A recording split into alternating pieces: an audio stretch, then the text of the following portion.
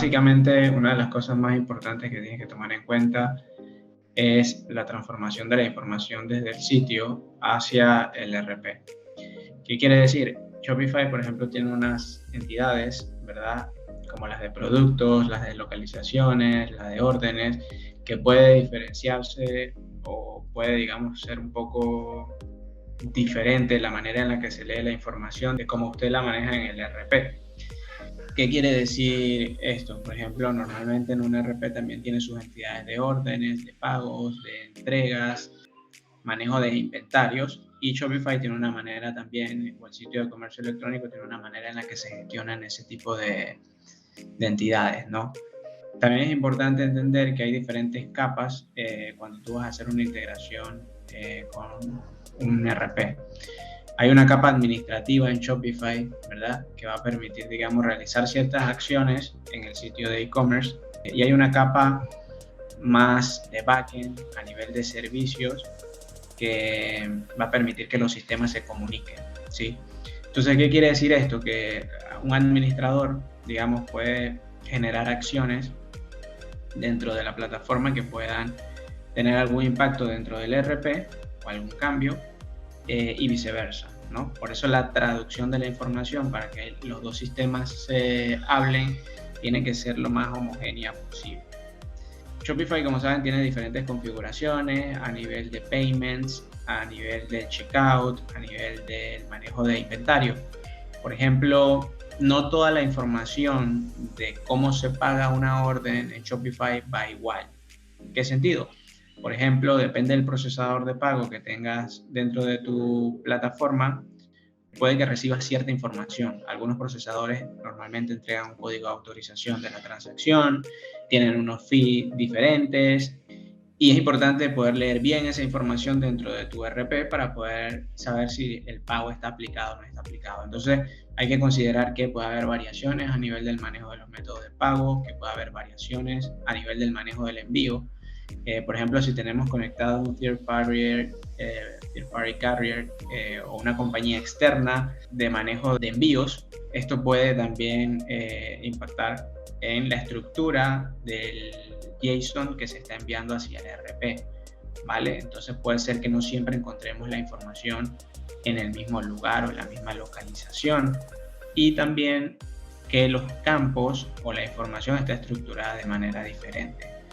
Por ejemplo, Shopify te va a permitir tener varias configuraciones a nivel de taxes, varias configuraciones a nivel de bodegas o de localizaciones, e incluso en la aplicación de descuentos, que vas a tener que manejar un lenguaje, digamos, un poco diferente al que normalmente estamos acostumbrados dentro de nuestro ERP, ¿no?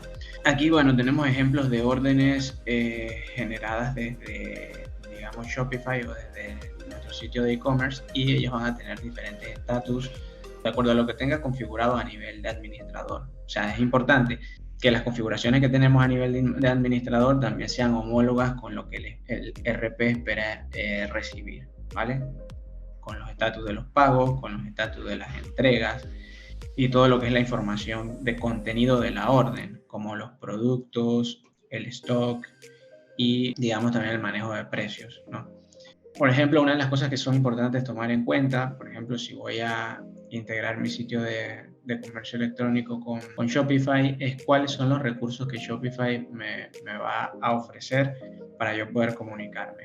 ¿En qué sentido? Por ejemplo, yo tengo una entidad de órdenes, ¿verdad?, que va a tener diferentes condiciones en Shopify. Ahí, por ejemplo, puede estar en draft cuando la persona la deja dentro del carrito pero no finaliza la compra, estará confirmada, estará cancelada, estará cerrada, y todo esto al final dentro de mi ERP tienen una traducción. Puede ser que yo dentro de mi ERP para la creación de órdenes maneje dos estados, confirmada, no confirmada, ¿vale? Pero en Shopify tal vez tenga más opciones, como abierta, reabierta, depende de, digamos, las reglas de negocio que usted quiera permitirle al usuario que haga en el sitio de comercio electrónico.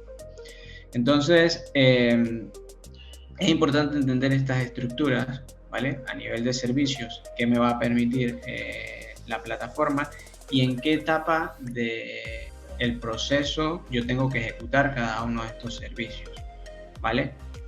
Por ejemplo, en un RP, si tengo la cancelación de la orden, pues lo haré en el módulo de órdenes canceladas, ¿vale? Y tendría que ejecutar este servicio, por ejemplo, donde yo tendría que pasar el número de la orden de Shopify, más todos los datos de autenticación, ¿no?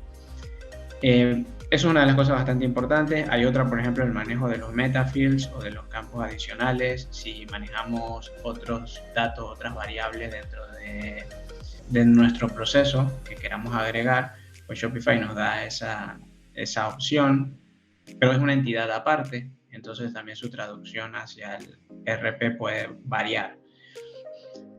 Hay entidades de productos, ¿vale? Que pueden manejar colecciones, pueden manejar variantes, pueden manejar todo lo que a nivel de un producto yo pueda manejar. Pero esto es una entidad como tal, ¿no? Igual a nivel del manejo de lo que son las entregas, pues Shopify tiene un funcionamiento o unas condiciones que también hay que considerar cuando se va a integrar con un RP, ¿no? En qué momento voy a hacer la nota de entrega, en qué momento le voy a asignar la compañía de envío, en qué momento voy a confirmar que esa orden está lista para despacho, en qué momento voy a confirmar el pago, digamos en el caso de que ofrezcas pagos, por ejemplo, por transferencia bancaria. Sabemos que eso es una orden que va a entrar como waiting for payment, o sea, en espera del pago, y luego cuando el RP confirma el ingreso del pago, pues cambiaría el estatus a pagada y se generaría la nota de entrega. Entonces los flujos pueden ir variando. Eso es una de las cosas que son importantes tomar en cuenta, y de que hay que conocer las diferentes entidades que maneja Shopify, porque pueden ser, la traducción de la información puede ser diferente con respecto a lo que nosotros tradicionalmente podemos manejar en un RP, ¿no? Hay que trabajar mucho el tema de la homologación de la información, es decir, que tanto lo que salga del RP hacia Shopify como lo de que Shopify hacia el RP se transfiera, los dos sistemas lo entiendan de la misma manera. Y otra cosa importante es el impacto que puede tener, ¿no? Si yo agrego otro carrier o otro método de pago, no puedo tener la expectativa de que el funcionamiento de mi integración sea igual, porque, digamos, a la medida que yo voy agregando plugins o agregando funcionalidades a la plataforma, la estructura de la orden puede cambiar, ¿vale?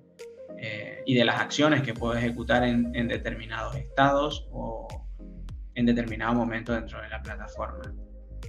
Otro de los puntos que son importantes es que el sitio de e-commerce tiene, digamos, su propio, o Shopify te va a permitir crear secciones, tener la visualización de los productos de alguna manera, puedes ver, agregar, quitar botones. Todo esto es más que todo a nivel de la interfaz que permite Shopify para el manejo del e-commerce. Es decir, esto es algo un poco más visual, ¿verdad? Es la capa que interactuaría directamente con el cliente, y todas esas modificaciones también pudieran afectar de repente en el uso de los web services cuando vayas a conectar con el RP, ¿no?